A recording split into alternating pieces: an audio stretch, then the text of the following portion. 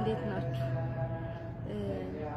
በህይወቴ ውስጥ ማለት ነው በጣም እድለኛ ከሆንኩበት ውስጥ አንደኛውን ልነግራችሁ የመጣሁት በጣም በቃ በህይወቴ ውስጥ እድለኛ የሆንኩበት አንድ ነገር ነው።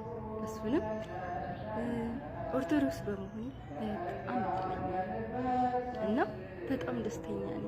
ይችን የመሰለች እናት እግዚአብሔር ሰጥቶናል እና እግዚአብሔር ይመስገን። በአጠቃላይ ኦርቶዶክስ በመሆኔ ወይኔ አምላኬ በቃ በጣም እድለኛ ነኝ። የምሬን ነው። በቃ እንጃ ኦርቶዶክስ በመሆናችሁ ልትኮሩ ነው የሚገባው እንጂ ልትታፋ አይገባም። እና ኦርቶዶክስ ስለሆንኩኝ እግዚአብሔር ተመሰገነ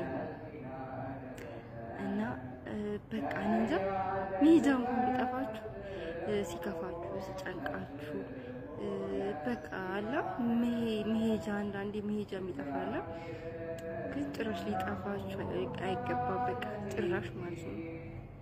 እሷን የመሰለች እናት እያለች ነው መሄጃ ሊጠፋን አይገባም።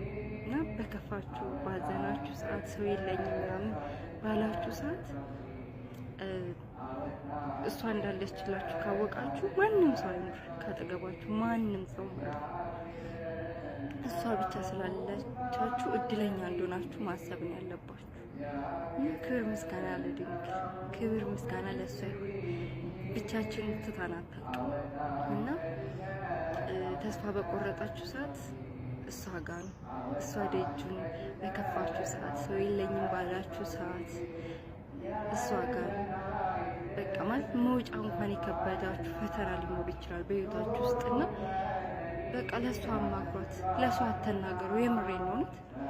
ሰው ምንም መፍትሄ ያመጣላችሁ፣ ግን አንድና አንድ መፍትሄ የምታገኙት ቤተክርስቲያን ነውና ቤተክርስቲያን መታችሁ የልባችሁን የውስጣችሁን ተናገሩ፣ ይፈታላችኋል። እርግጠኛ ከምንም በላይ ደግሞ በሷ ተማመኑባት።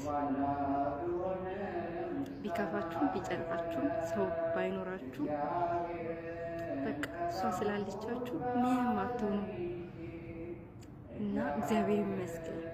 እሷን የመሰለች እናት ስለሰጠን እግዚአብሔር ይመስገን።